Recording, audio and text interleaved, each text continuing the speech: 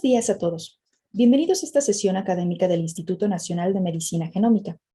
Hoy nos acompaña el doctor Vicente Madrid Marina, quien es médico cirujano egresado de la Facultad de Medicina de la Universidad Nacional Autónoma de México, experto en biología molecular y medicina genómica. Realizó un entrenamiento postdoctoral en la Universidad de Michigan y en inmunología molecular en la Universidad de Toronto, en The Hospital for Sick Children. Es codescubridor del gen AKNA, Luna en maya, ubicado en el cromosoma 9q32 en el genoma humano y su papel en diversas patologías. Es miembro del Sistema Nacional de Investigadores desde 1989 y nivel 3 desde 2010. Así también es investigador en Ciencias Médicas F, de acuerdo a la coordinación de los Institutos Nacionales de Salud.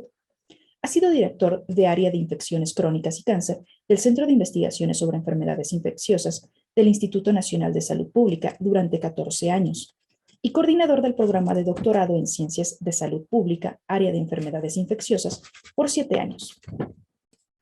Así también, presidente del Colegio de Profesores de Enfermedades Infecciosas, miembro del Strategic Advisor Group of Experts of the World Health Organization para la definición de una política de vacunación contra papilomavirus en México. Ha sido presidente de varias sociedades médicas y científicas, consejero de COFEPRIS y diversas compañías. Tiene más de 140 publicaciones, 104 de ellas en el PubMed, donde es primer autor o corresponding author, en más de 50%. A la fecha posee más de 3.650 citas. El doctor Madrid Marina es experto en inmunología molecular de infecciones producidas por papilomavirus humano y por virus de hepatitis C. Actualmente es titular de desarrollo de protocolo del programa de maestría en ciencias, profesor de seminario avanzado en investigación en enfermedades infecciosas del programa de doctorado en ciencias de la salud pública. Es el responsable del área de inmunogenética del Instituto Nacional de Salud Pública, donde realizan estudios de análisis de expresión génica, secuenciación de genomas y epidemiología genética. Actualmente es responsable del proyecto Determinantes inmunológicos y genéticos de infección por SARS-CoV-2 y progresión a cuadro grave de COVID-19, considerado un proyecto de prioridad nacional por CONACYT. En 30 años de labor como investigador en el Instituto Nacional de Salud Pública, ha formado a 34 estudiantes de posgrado, 14 de doctorado y 20 de maestría, en diversas universidades e institutos de enseñanza superior del país. De los alumnos formados, 8 laboran en el Instituto Nacional de Salud Pública como investigadores independientes, 3 de ellos son SNI nivel 2 y 10 de ellos son SNI nivel 1. Doctor Vicente Madrid Marina, sea bienvenido al INMEGEN. Buenos días a todos. Yo soy el doctor Vicente Madrid, invitado por las autoridades del IMEGEN para presentarles el trabajo que estamos realizando en nuestro laboratorio en el Instituto Nacional de Salud Pública. Es un honor para mí que ser invitado por las autoridades académicas del IMEGEN. Como les decía, nuestro trabajo ha sido eh, realizar los estudios de la respuesta inmune contra virus. Particularmente hemos trabajado por mucho tiempo, durante unos 20 años, en la respuesta inmune contra el virus del papiloma humano. Casualmente la respuesta inmune es igual para todos los virus, dependiendo de las características de los virus. Entonces, en esta ocasión les voy a presentar una plática que lleva como título Determinantes inmunológicos y genéticos de la infección por SARS-CoV-2 y su progresión a cuadro grave de COVID-19. Este proyecto fue de los pocos proyectos patrocinados por CONACYT con el número ahí referido. Les decía que para iniciar, a mí me gustan siempre tener algo romanticismo de las pláticas y voy a iniciar con esta frase de García Márquez que dice, era inevitable. El olor de las almendras amargas le recordaban siempre el destino de los amores contrariados. Y esta viene en el amor en los tiempos del cólera. Y sí, fue inevitable. No pudimos impedir la muerte de muchas personas mexicanas por el background genético, por su destino que ya habían escrito ahí. Entonces, la estructura de la charla la he dividido en 7 partes. La respuesta inmune contra virus, regulación genética de la respuesta inmune contra virus, ¿qué es el COVID y su inmunopatología? Que todos ya sabemos, aspectos genéticos de los pacientes que tienen COVID, alteraciones genéticas que se han dado en esos pacientes. Y al final en una sección pequeña, les voy a hablar de los resultados que tenemos en nuestros estudios y finalmente las conclusiones. Para comenzar, les diré que la respuesta inmune contra los virus se divide en respuesta inmune innata y respuesta inmune adaptativa. La respuesta inmune innata, como todos sabemos, cuando ustedes llevaron en el kinder, llevaron inmunología, les explicaron que la respuesta inmune es corta, es una respuesta inmune que no tiene memoria y es inespecífica. Entonces, cuando un virus entra a nuestro organismo, se desata la respuesta que se llama un estado antiviral, y ese estado antiviral está dado por los interferones tipo 1, el interferón alfa y el interferón beta principalmente. El efecto de estos interferones es corto, lo regula una citocina que se llama interleucina 10, es decir, para este efecto. Lo mismo pasa con el efecto de las células NK. Las células NK migran a un sitio de infección por virus cuando existe un efecto de que no se expresan las moléculas presentadoras de antígeno. Entonces, al llegar a ese sitio, las células NK atacan a la célula infectada y la matan. También este efecto está dado, el efecto de disminución de la MHC está dado por IL-10 y es quien recluta a las células NK. Finalmente tenemos aquí en este lado de la pantalla las dos partes de la respuesta inmune adaptativa. Quiero comenzar primero con la respuesta inmune mediada por células que está abajo. ¿Sí? Las células infectadas presentan el antígeno a los linfocitos T citotóxicos que reconocen que la célula está infectada y las matan por apoptosis. En la parte superior del lado derecho tenemos la respuesta inmune humoral, que es mediada por anticuerpos. Esta respuesta corre en paralelo a la respuesta inmune mediada por células que les expliqué ahí abajo. En este caso, los linfocitos B se transforman en células plasmáticas y producen gran cantidad de anticuerpos que van a neutralizar a los virus dentro de nuestro organismo y no permiten la entrada del virus a las células, no permiten que se infecten las células. De esa manera se permanece el efecto de la respuesta inmune, es decir, respuesta inmune de memoria que nos produce anticuerpos tipo IgG y que permanecen por un tiempo. Los anticuerpos contra virus pueden permanecer años. En el caso de los anticuerpos contra SARS-CoV-2 duran entre 6 y 8 meses. Y esto es porque la principal sitio de infección es la vía respiratoria y los pulmones tienen la mayoría de las infecciones por virus en los pulmones nomás duran poco tiempo los anticuerpos.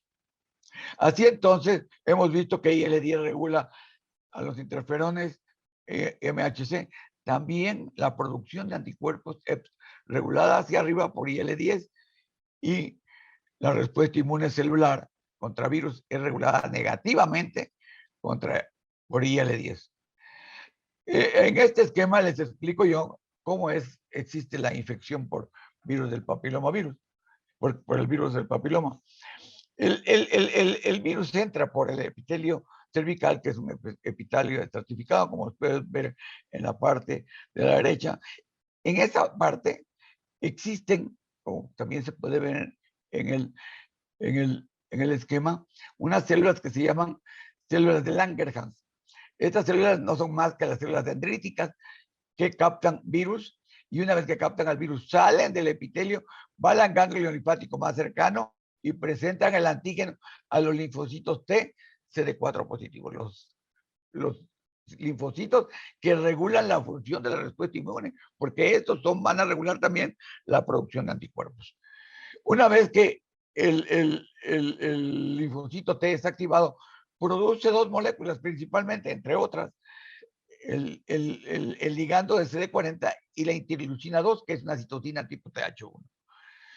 Activa otra vez a la célula dendrítica y permite que ésta entonces ya presente el antígeno a los linfocitos T citotóxicos o CD8. Esta acción es simultánea, casi simultánea. Se ha visto fotografías en donde la célula dendrítica está unida a los dos tipos de linfocitos. Una vez que se activa la célula dendrítica para presentar el antígeno a los linfocitos T citotóxicos, lo hace a través de una citosina que se llama interleucina 2, que también es una citosina tipo TH1.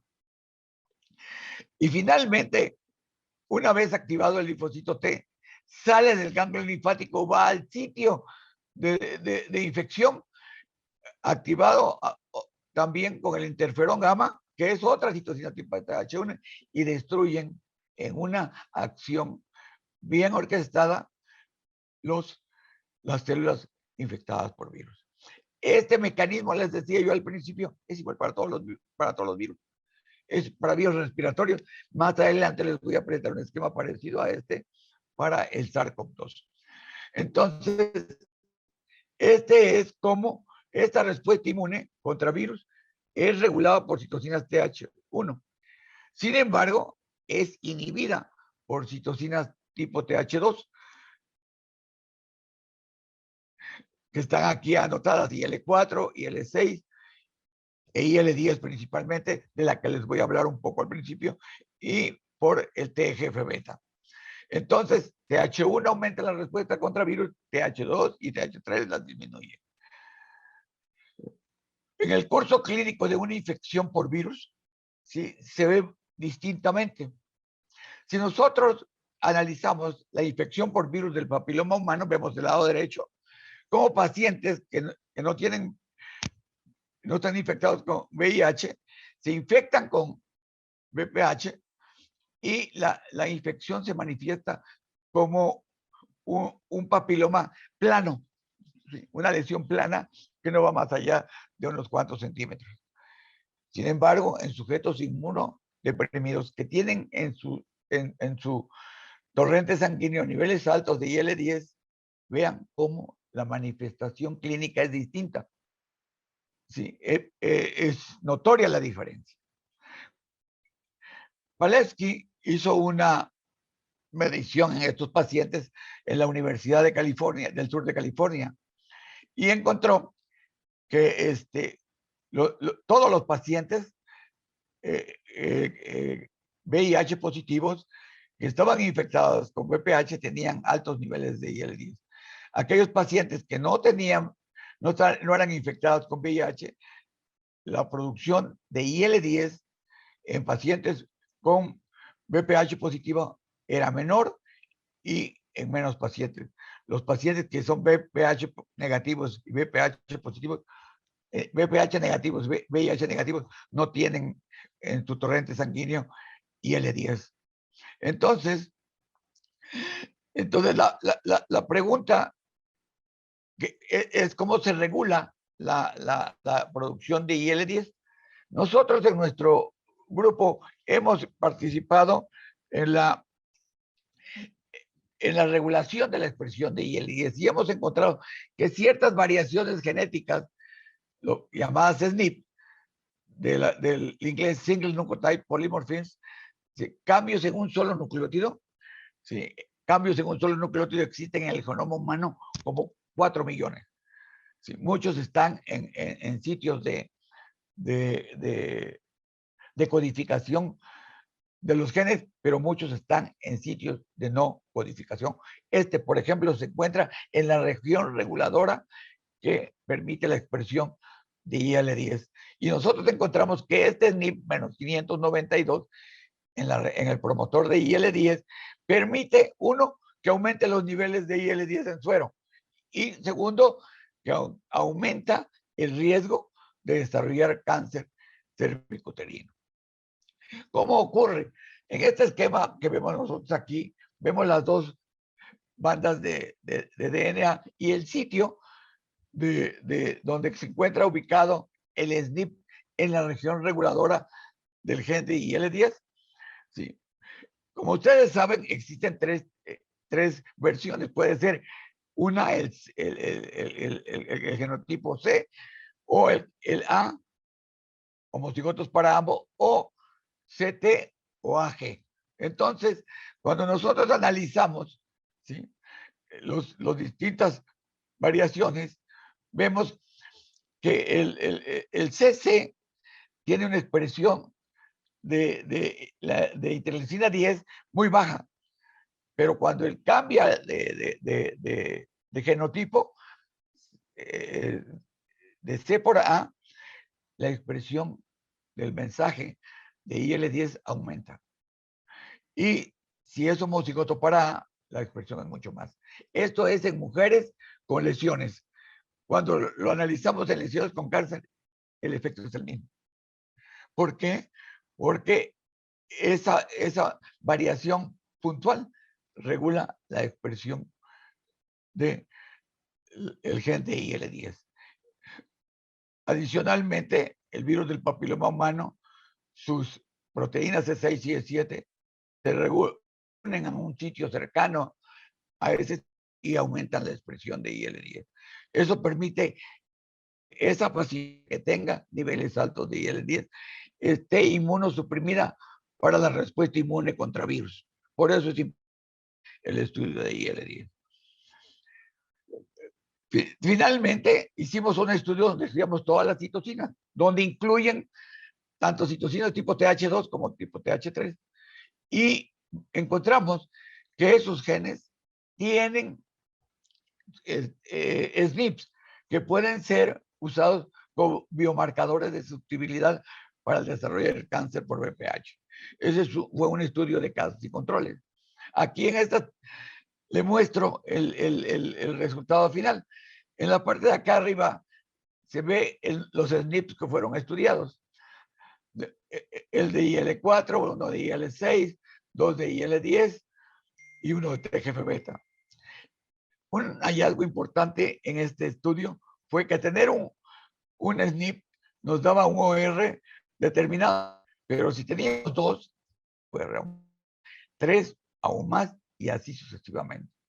Por lo tanto, nosotros le pusimos al artículo que la carga alélica de estos SNPs es un riesgo para desarrollar cáncer. Y se nota perfectamente en la producción de citocinas a nivel sérico.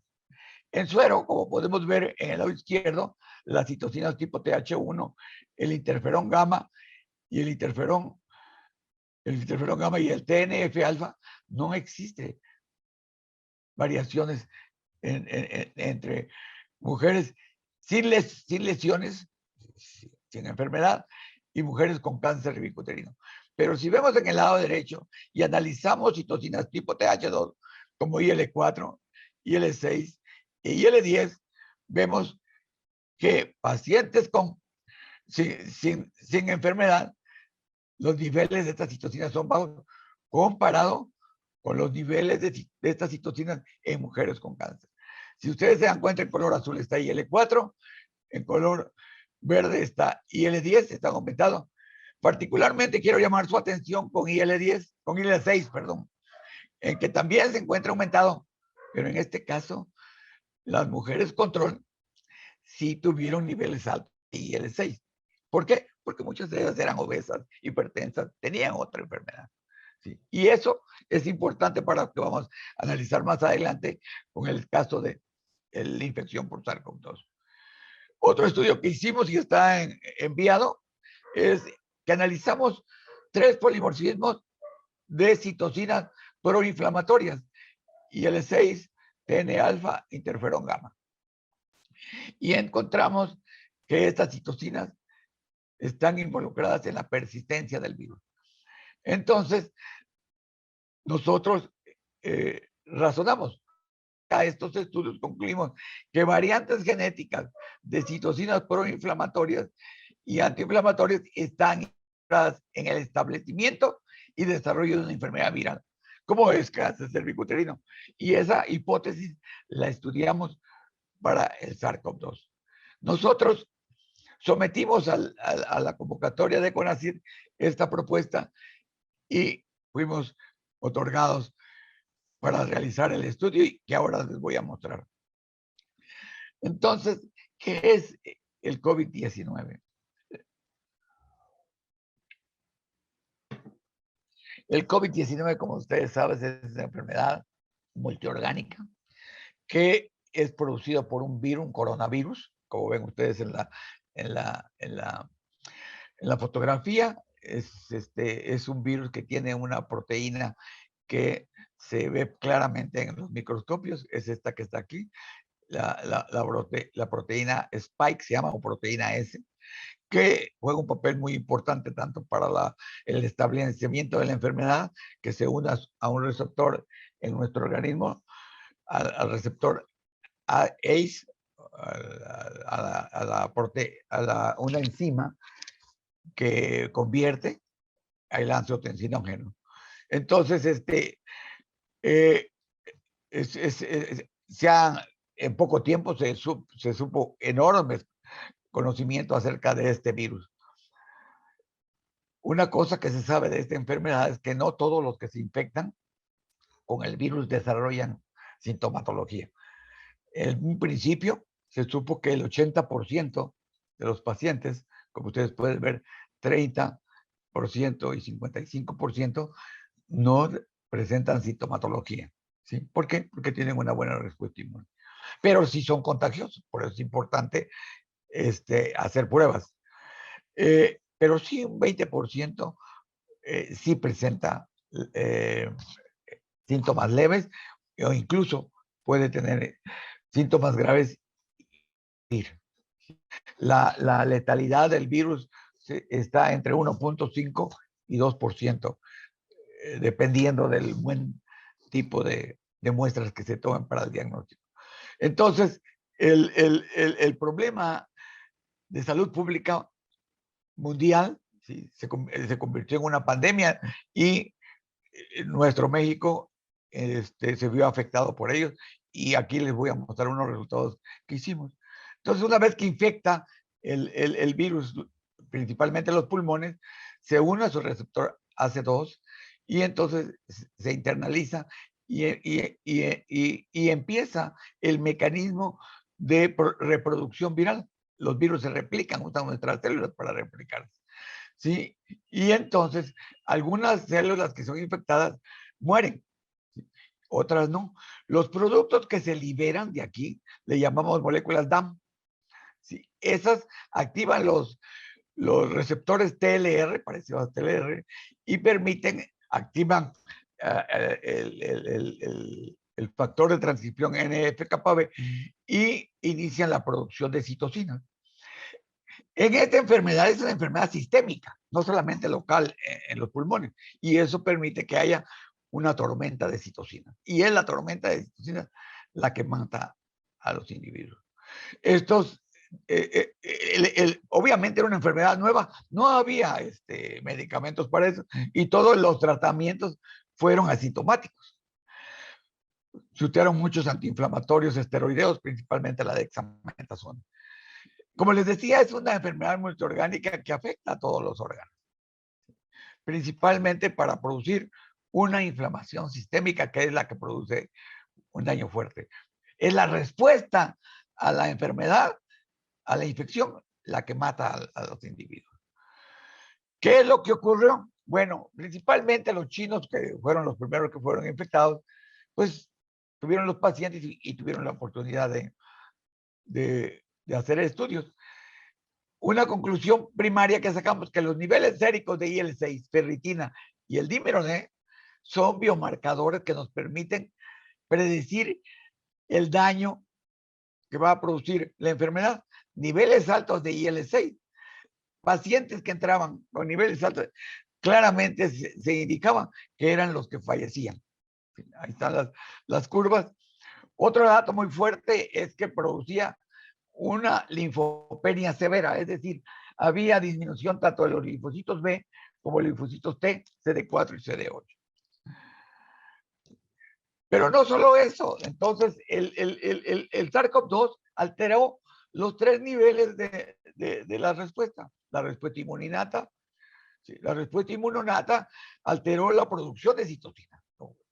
Sin embargo, previo a eso, hay una falla en la producción de interferones tipo 1, que es la clave, que es el puente para definir si hay una tormenta de citocinas o la respuesta inmune sigue su camino. ¿Quién regula esa parte? Son los interferones tipo 1. Ya veremos más adelante. En la respuesta inmune celular hay linfopenia, disminución de los linfocitos. Todo tipo de linfocitos hay disminución. En la respuesta inmune humoral es claro, muy claro el efecto. También hay disminución de los linfocitos. ¿Por qué los niveles de anticuerpos disminuyen? Porque no hay linfocitos que lo produzcan. Esa es la explicación. Y eso ocurre en enfermedades respiratorias por virus. Bueno, nosotros en nuestro grupo hemos hecho un análisis y nos enfocamos en el análisis del papel de los interferones. Si ustedes ven, en unos pulmones no infectados, se ven muy bonitos y están respirando padrísimo. Pero aquellos que tienen una infección por SARS-CoV-2 y es una infección leve y puede ser manejada por nuestra respuesta inmune, a la entrada de los virus se activan los interferones tipo 1, como ustedes vieron, que son los primeros. Estos son el enlace para activar la respuesta inmune celular a través del interferón tipo 2, que es el interferón A. Estos van a activar las CD4 y CD8 y estos a los linfocitos B. Y así, en una respuesta orquestada, eliminan al virus. Sujetos que tienen esta buena respuesta inmune tienen sintomatología leve, fiebre, tos, fatiga, fiebre leve, dolores musculares. Sin embargo, aquellos que no pueden manejar esto, hay una disgregación total en el alveolo pulmonar.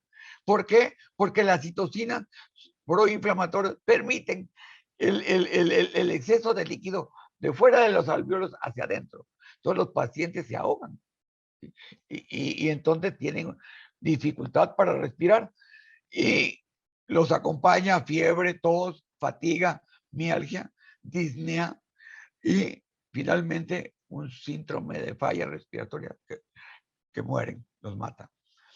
En la parte de abajo pueden ustedes ver cómo es que todas las citocinas se elevan.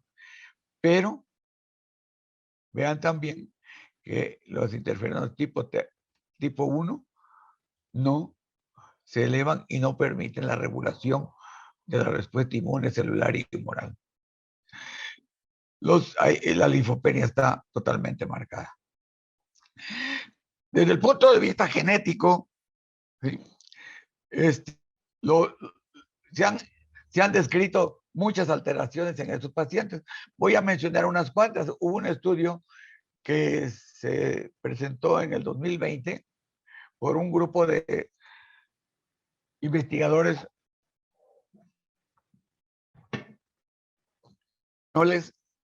y en donde el estudio de Genome Wide a estos pacientes con esta enfermedad y encontraron dos hallazgos muy importantes, como pueden ver abajo. ¿Sí? Identificaron que el cromosoma 3, locus 21.33, ¿sí? Está un clúster que está fuertemente asociado al desarrollo de la enfermedad. Aquí están los genes que codifican para los tipos sanguíneos. Y también encontraron que el cromosoma 9.30, el cromosoma 9 en la región Q.34 también es una región que está asociado fuertemente al desarrollo de la enfermedad. En esta área de este cromosoma 9, Q32, hay clústeres que están fuertemente asociados con la inflamación. Nosotros descubrimos un gen que se llama GNA y está en este clúster. Les decía yo que los interferones juegan un papel muy importante y se ha identificado anormalidad en los genes que producen a estos interferones. Y claramente estos resultados son la clave de que los pacientes vayan a una situación más grave. También se han presentado varios estudios acerca de cómo neandertal que influye en la aparición de la enfermedad, en la forma grave de la enfermedad o en la protección. De esto es un tema muy largo y no voy a hablar mucho de esto. Sin embargo, les decía, en el caso de la infección respiratoria, esto mismo ocurre, este fenómeno que lo voy a explicar ahorita ocurre también para influenza. Si el virus infecta las células epiteliales respiratorias, es captado por células dendríticas, estas salen y van al ganglio linfático más cercano, generalmente ganglios submaxilares.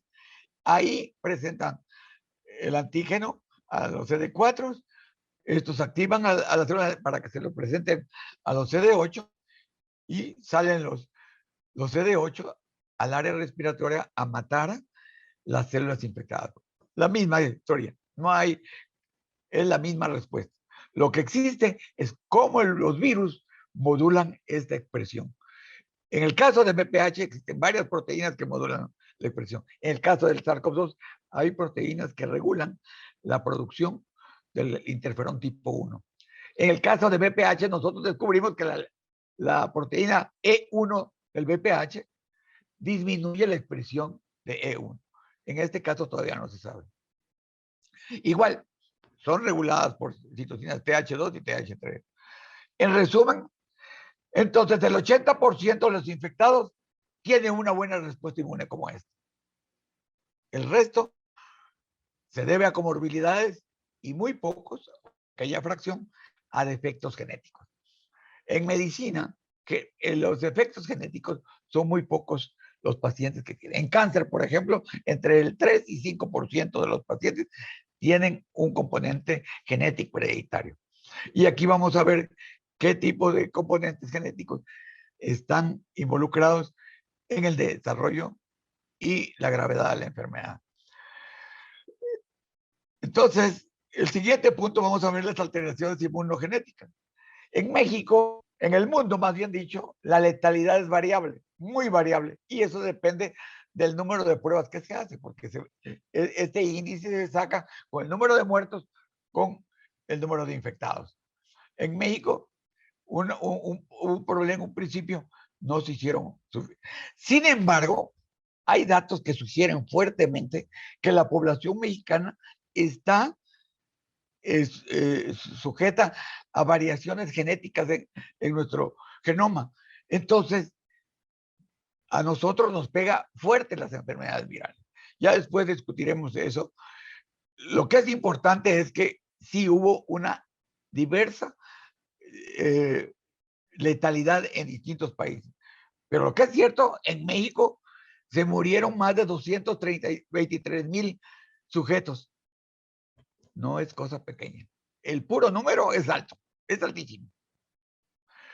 Aquí les muestro este dato, lo saqué de la Universidad Johns Hopkins, y vean cómo es el índice de letalidad por edades.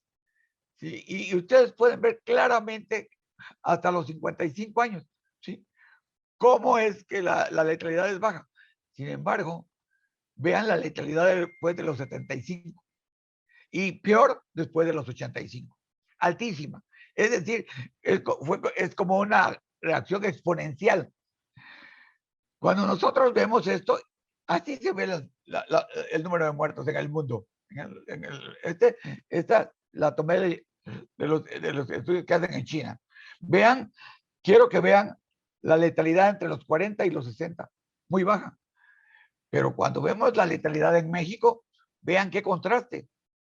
La letalidad en sujetos jóvenes de 40 a 60 años es muy alta, contrastada con la que ocurre en otros países.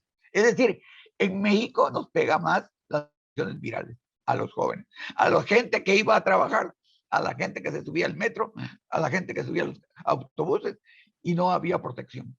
Por eso se infectaron y por eso se murieron. Nuestro estudio lo hicimos en el estado de Morelos. Como les decía, la mayoría de los que murieron tenían una comorbilidad. Y aquí les muestro, a grosso modo, los datos de las personas que murieron que tenían comorbilidad. Los sujetos que no tenían comorbilidad fueron un 20%. Con obesidad, un 10%. O sea, la obesidad prácticamente no era al menos aquí en nuestro estado. Diabetes sí subió al 30%. Pero hipertensión arterial y otras afecciones cardíacas sí fueron muy importantes. Y otras afecciones respiratorias. Incluso en el Instituto Nacional de Salud Pública, Eric Monterrubio y colaboradores hicieron un estudio donde analizaron en la Ciudad de México, esto se estudia en la Ciudad de México, en donde analizaron en una base de datos que se dio la morbilidad de estos. Y el dato más importante ahí es que fueron adultos jóvenes, adultos jóvenes murieron, como ustedes vieron en la diapositiva. Y un dato importante que se reclama, no, la mayoría de los que murieron tenían entre 3 y 2 comorbilidades. El tener una no era riesgo de morir. Entonces, este estudio habla prácticamente que se requieren hasta 3 comorbilidades para morir y la mayoría de la gente que murió joven. La mayoría de los estudios esto demuestra. Otro estudio, hubieron muchísimos estudios, pero claves como este del doctor Jaime Vero y colaboradores, en donde encontró que un factor de riesgo es tener origen indígena. Como yo comprenderé, sí, estábamos expuestos a la infección, porque tenemos genes que no sabemos cuáles son, pero que nos hace susceptibles a la infección y al desarrollo de la enfermedad. La pregunta de investigación cuando resultó entonces es si existen diferencias genotípicas en la región promotora de citocinas entre individuos infectados por el virus SARS-CoV-2 que presentan síntomas leves y los que presentan cuadros graves de COVID en la población mexicana. Este es el objetivo general, no se los voy a mencionar, pero ya va implícito en la pregunta, varios objetivos específicos, muchos de ellos todavía están en proceso. Sí, quiero detenerme un poco en la metodología, porque usamos un diseño de casos y controles. Las muestras fueron provenientes del Laboratorio Estatal de Salud Pública, sujetos negativos a SARS-CoV-2 y pacientes positivos a SARS-CoV-2. Formamos 3 grupos de estudios. Los controles, sujetos negativos a SARS-CoV-2, tenían virus. Porque se hicieron estudios de todos, pero ahí fueron a dar en ese banco de muestras. Y los casos fueron pacientes positivos de SARS-CoV-2 con sintomatología leve. El grupo 3, casos de pacientes positivos con SARS-CoV-2 con sintomatología grave.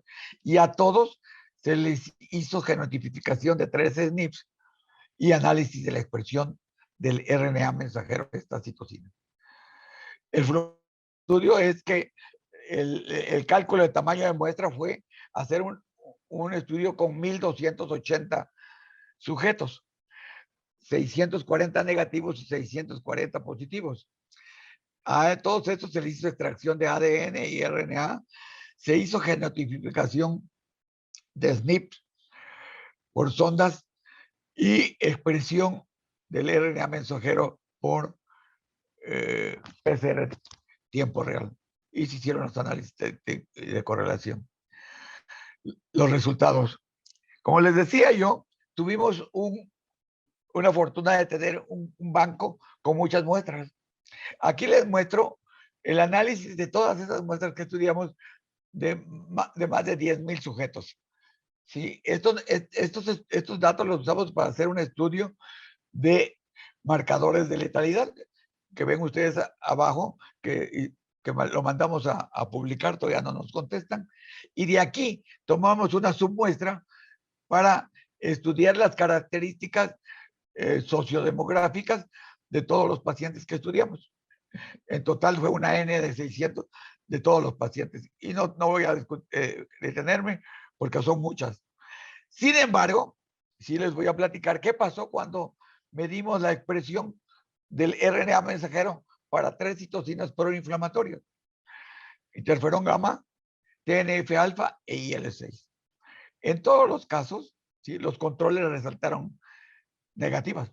No hay expresión del mensaje. Quiero señalar, aquí es muy importante, que las muestras provienen de exudado nasofaringeo, de donde se toman las muestras para hacer el análisis de positividad del virus. De ahí, por eso van a ver que tenemos unos resultados medio raros. Pero eso es lo que salió. Entonces, vean que sí, los casos tenían niveles altos tanto de interferón gamma, de TNF-alfa y como de interleucina 6, principalmente estas dos últimas citocinas, niveles muy altos. Y lo vamos a ver, tiene su... En el caso del interferón gamma, ¿sí?, cuando los analizamos por grupos de pacientes, ¿sí?, encontramos que los que tienen una sintomatología leve no tuvieron niveles de interferón. Pero los que tienen enfermedad moderada sí tuvieron niveles de altos de interferón. Y aún así, mucho más los que tuvieron enfermedad grave. En el caso de TNF-alfa, que por todo se activa, ¿sí?, encontramos que todos los grupos tienen niveles altos del mensaje. Particularmente el grupo de pacientes graves tiene niveles más altos comparado con otros. Cuando analizamos el mensaje de IL-6, aquí es donde les digo que tuvimos unos resultados raros. El grupo control obviamente no tiene, pero cuando analizamos el grupo leve, sí tenían niveles. Les decía, este es RNA mensajero en la mucosa nasofaringea. Es decir, cuando se infectaban, la respuesta era rápida. Y ahí se estaba produciendo IL-6. En el grupo moderado y en el grupo grave, no encontramos ya niveles de IL-6 en la mucosa nasofaringea. Sí, claro, esto ya, los graves ya estaban en la unidad de terapia intensiva. ¿Qué importa si tenían rinorrea o no? Si no podían respirar por el problema inflamatorio severo. Finalmente, les quiero platicar lo que encontramos de la distribución de las frecuencias genotípicas. Son resultados que todavía están en estudio, pero nos dan una luz de lo que vamos a ver. Analizamos estos 3 genotipos, el genotipo GG, GC y CC, para el SNP menos 572 de IL-6. Y ahí están las frecuencias, vean. Sí, para GG, 16%, 43% del CG y el CC, 40%. Cuando analizamos el SNP menos 1615 del interferón gamma, sí, las frecuencias fueron similares. El genotipo CC, la frecuencia fue de 5%, casi 5%. El CT de 36.7%. Y el homocigoto para TT para T de 58%. Cuando nosotros los comparamos a sujetos sin enfermedad, vean los datos. El homocigoto para C, en el caso del SNP de IL6, en sujetos la frecuencia es del 10%, y los pacientes con enfermedad grave del 40%, 43% incluso, porque tienen un alelo. Y si analizamos también, en el caso del SNP interferón gamma, lo mismo, el 10% en la población sin enfermedad y el 58%, casi 60%. Estos datos sugieren fuertemente que estos SNP están implicados en el desarrollo y en el desarrollo de gravedad de la enfermedad.